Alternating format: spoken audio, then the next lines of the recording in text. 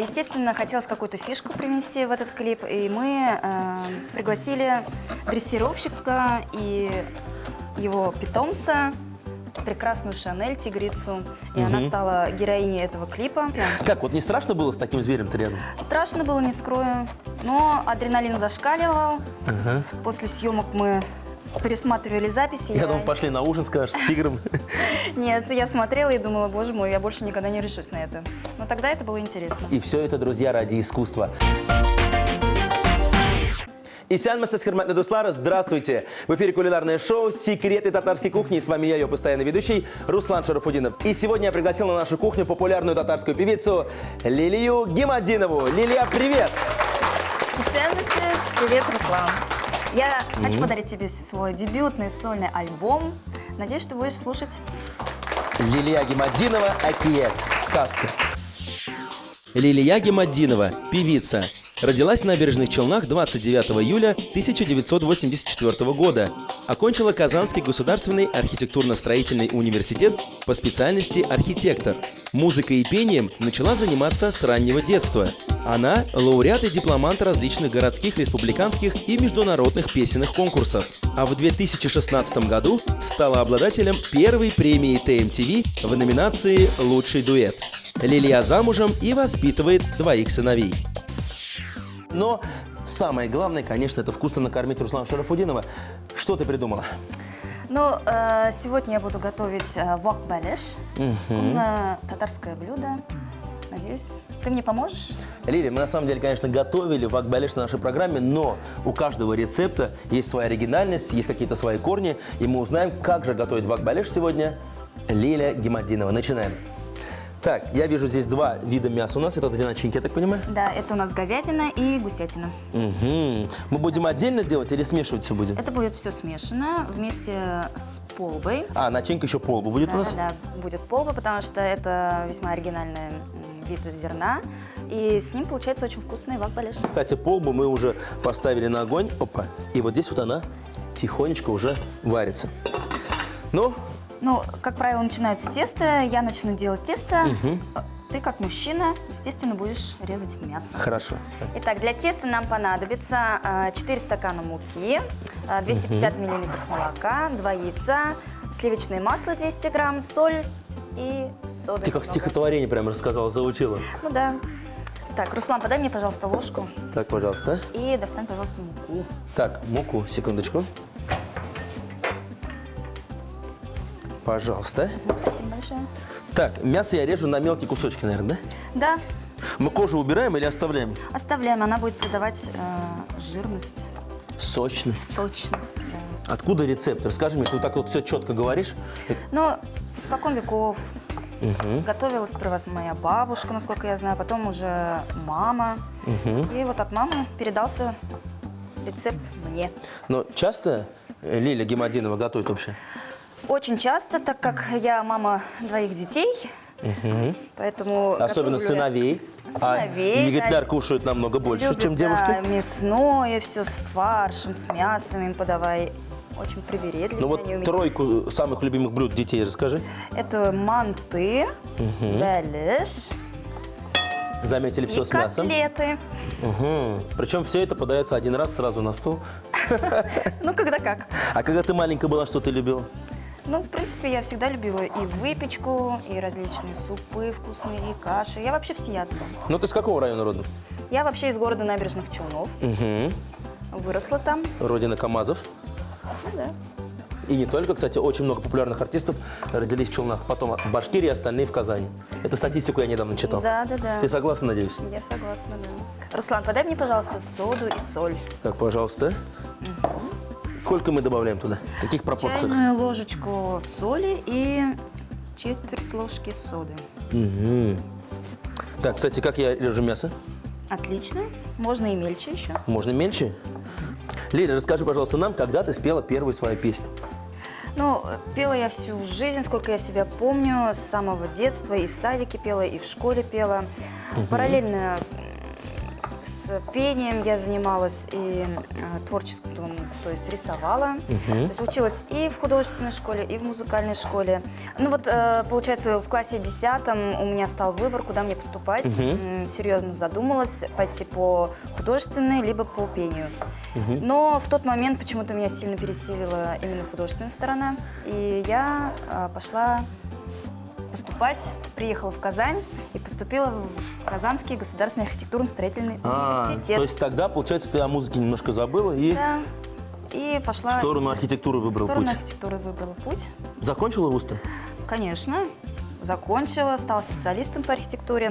Но в студенческие года, естественно, как творческий человек, я не могла забыть музыку и участвовала в различных То есть тут конкурсах, весна, «Тут все весна», день да-да-да. первокурсника. Правильно, правильно. Все эти мероприятия не прошли Слушай, мимо ну вот меня. благодаря вот нашему таланту, я, например, благодаря КВНу только закончил институт, ты благодаря пению, можно сказать, да, тоже на уроки, наверное, не ходила? Да нет, Ходила?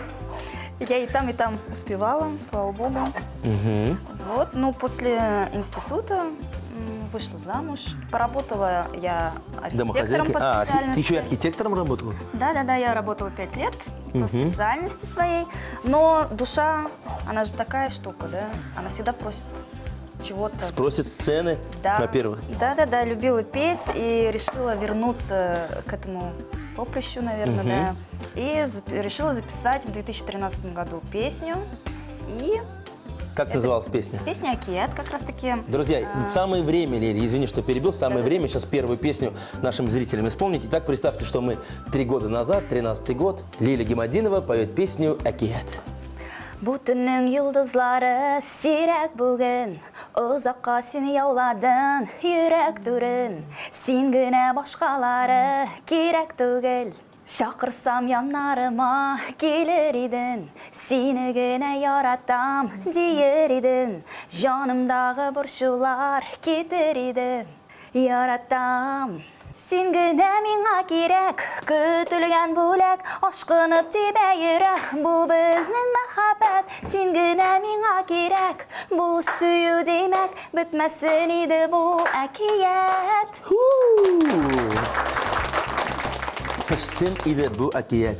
Сегодня у нас Вак Бәлеш. Да. Отлично, красивая Итак, песня. Мы измельчили, значит, у нас сливочное масло, размешали с мукой. Теперь я добавляю молоко, 250 миллилитров, и добавляю 2 яйца.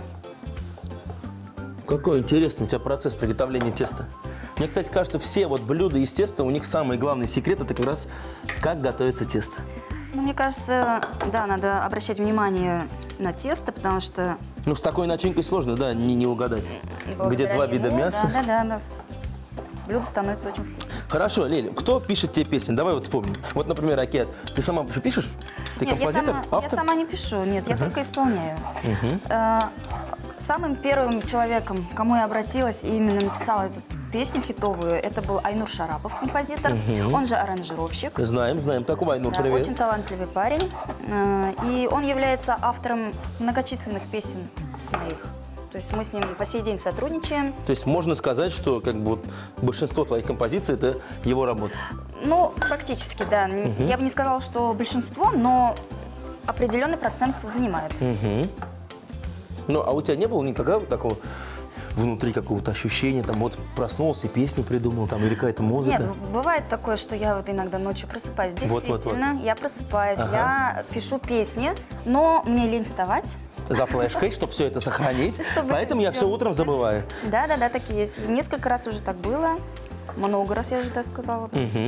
Ну, я думаю, 2-й, 3-й или 4-й альбом будет уже полностью, Состоятельно. да, из песен лично Лили Гимадиновой. Көрербіз Алла берса. Алла берса, да. Так, Руслан, тесто у меня готово. Мне сейчас нужна доска, куна токтаса. Так, пожалуйста. Кстати, мясо я тоже порезал, сделал это очень быстро, красиво. 2 горочки получились. Здесь у нас гусь, здесь у нас говядина. Смешивать или по отдельности все-таки? Будем смешивать. Так, дай мне, пожалуйста, прозрачную посуду. И здесь у нас поспела полба. Опа. И остается только порезать лук. Нашинкованный мелко нарезанный лук нет у тебя с собой сразу? Хорошо, порежу, хорошо. Так, сейчас я это все это переложу. Я продолжаем говорить о твоем творчестве. Вот красивую песню ты нам только что исполнила. Я знаю, клип есть замечательный на эту песню. Да, конечно, на эту песню мы сразу после записи решили снять клип. Режиссером клипа стал Ильшат Рахимбаев. Знаешь такого? Кто не знает Ильшата Рахимбаева? Знаменитый, известный режиссер, очень Он, талантливый. мне кажется, в месяц один клип снимает минимум. Наверное, да. В общем, мне была очень рада поработать. Давай с ним. напомним сюжет клипа вот нашим зрителям. Сюжет клипа как таковой. Девушка в современном городе на фоне красивых видов, с танцорами, Поет о любви. поет о любви. Сколько клипов вот уже за твою карьеру у тебя есть? Уже 5 клипов, вот совсем недавно 5-й клип вышел в свет. На какую песню? На песню «Лилия Лер». Это дуэтная песня совместно с другой певицей Лилией Хайруллиной. Ну, а еще какие клипы интересные есть? Ну, вот из этих 5. Самый интересный, на мой взгляд, является клип на песню «Син миним жаным», так как она снималась в Москве. Вау. Все Как говорят, кинопавильоне. Казанда урон жить, места в Казани не было. Что Вы знаете, вот мы долго думали, каких клипов в татарской эстраде еще не было. Московских. Нет. Ну, как правило, в Казани у нас очень мало съемочных площадок, и мы решили воплотить идею цирка. И нашли в Москве такой кинопавильон, он в стиле 80-х, 70-х. И так завязалась сама идея именно такой стилистики. Я сама была в образе 70-х, в стиле Гэтсби, как это модно говорить. Гэтсби, да? У нас кто-то модно говорит. Гэтсби. Гэтсби стилен, да. Да. Ну, естественно, хотелось какую-то фишку привнести в этот клип, и мы пригласили дрессировщика и его питомца, прекрасную Шанель, тигрицу, и она стала героиней этого клипа. То есть песня «Миним жаным» — это про тигрицу? Ну, относительно. Я являюсь владелицей цирка, грубо говоря, и у меня есть питомец. Это в клипе, а то ведь сейчас у нас все поверят, понимаешь? Конечно же, это Да, же да. роль в клипе. Как, вот не страшно было с таким зверем-то рядом? Страшно было, не скрою, но адреналин зашкаливал. После съемок мы пересматривали записи. Я думал, пошли на ужин, скажешь, с тигром. Нет, я смотрела и думала, боже мой, я больше никогда не решусь на это. Но тогда это было интересно. И все это, друзья, ради искусства. Да. После небольшой паузы мы обязательно продолжим. Оставайтесь с нами. В эфире вновь программа «Секреты татарской кухни», и мы сегодня раскрываем вам очередной кулинарный секрет. Это вак-балеш – популярное татарское блюдо, которое сегодня решила приготовить очаровательная татарская певица Лилия Гимаддинова. Лилия, мы рады тебя еще раз видеть у нас в программе. Что мы сделали? Мы, во-первых, порезали 2 вида мяса. Это Говядина и гусь. Да, гусь и говядина. Здесь у нас полба, который мы сейчас смешаем. И особый рецепт приготовления теста у нас был. Да. Теперь Что мы дальше? порезали их на кусочки, Вот на такие скатали в кругляшочки. шарики и делаем из них лепешки. Лепешки. А я заканчиваю с начинкой. Итак, у нас здесь лук еще. Ну, я думаю, посолить надо будет, поперчить, да? Конечно, да. Ну и продолжаем мы знакомиться с творчеством Лили. И Лили сейчас нам расскажет, в каких же замечательных конкурсах она победила или просто принимала участие. В 2015 году, в декабре, я стала лауреатом премии «Татар-Жира» в номинации «Самый лучший танцевальный проект». Поздравляем! «Син миним жаным». Как раз таки. Ну, чтобы наше блюдо было максимально вкусным, я думаю, давай мы эту песню и послушаем. Ерағайса ора, йылдызларға қара, йөрәгемдә дөреләп сөюты яна. Айлы күктә бүген яқты йылдыз яна. Безнең сөю шулай утарата аңа. Син минем, жаным, иң татлы уйларга. Салыдым тапкына, жайыны янымда каламын. Син минем, жаным, иң татлы уйларга. Салыдым тапкына, жайыны янымда каламын. Лилия Гимаддинова и готовит, и поет сегодня только для вас. Но кушать буду я. Правильно, да? Наверное, Так, да. насколько мы раскатываем и какой толщины? Примерно в 15 сантиметров диаметром. Ага. Ну, как от костыбы практически, да? Что-то, да, вроде этого. Так. соль. Дай, пожалуйста, мне соль и перец немножечко сейчас. Сколько обычно? Ты тоже на глаз или у тебя какая-то есть? Ты же все порционно сегодня, 50 грамм соли, там 20 Да нет, грамм. нет, начинку, естественно, на глаз всегда. Хорошо. Мгм. Какие планы вот на этот грядущий 2016 год? Выпуск альбома, концерт в Сыктывкаре, я не знаю, что еще? Хочу заметить, что 2016 год также начался для меня очень успешно, так как совсем недавно я стала лауреатом премии телеканала ТМТВ как лучший творческий тандем совместно с Лилией Хайруллиной с песней «Лилия Ляр». С той самой песней, которую мы сегодня говорили, поздравляем. Спасибо. Но мне кажется, это еще только начало. Ну, о семье своей расскажи. Дети у тебя вот тоже занимаются музыкой или нет? Нет, они еще совсем маленькие. Сколько Старший лет? сын у меня 7 лет, он пошел в 1 класс в этом году. Младшему год и 9 месяцев. Ну совсем-совсем маленький еще. Совсем еще маленький. Не, ну неужели вот тот, которому 7 лет, там не ходит, не поет где-то в углу там? Нет, естественно, в 2014 году мы с ним приняли совместно в проекте «Балала солянка». который Вот, проходил вот в видишь, вот Унисе. видишь. Совместно спели песню «Акет». Вот эту песню «Акет» пели с сыном. Да-да-да. Ему там очень понравилось. Он воспринял это мероприятие как целый праздник. Был счастлив и ждал с нетерпением своего выхода на сцену. Сделал все замечательно, спел отлично. Это было запоминающее, и он до сих пор вспоминает это И с говорит, радостью. мама, когда еще раз ты меня возьмешь на сцену? Действительно, он каждый раз спрашивает, когда же я еще раз... А нет идеи там на сольном концерте своем, например, выступить с ним? Ну, есть такие идеи, конечно. У нас вот, кстати говоря, совместно с Лилией Хайруллиной, опять же таки, готовится сольный проект. Это концерт сольный. В этом году будет? В этом году, да, осенью мы готовим концерт, турне. Который будет называться «Лилия Ляр». Скорее всего, так и есть, да.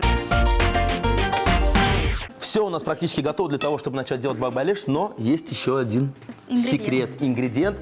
Мы добавляем в начинку для сочности. И, как говорится, татарское блюдо маслом не испортишь. Сливочное растопленное масло. Ах, ну это 100% тебе татарское блюдо, это точно.